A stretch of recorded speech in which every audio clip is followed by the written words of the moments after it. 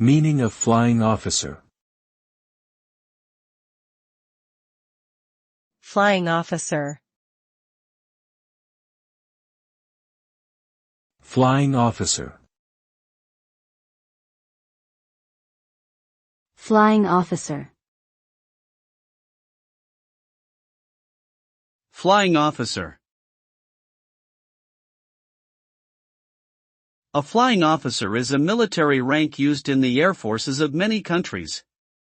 It is typically considered a junior commissioned officer rank, and is equivalent to a lieutenant in the Army or Navy.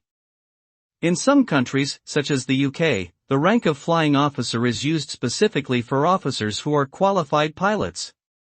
Flying officers are responsible for a range of duties related to aviation, including planning and executing missions, overseeing maintenance and repair of aircraft, and training new recruits. Overall, flying officers play a critical role in ensuring the effective operation of military air forces.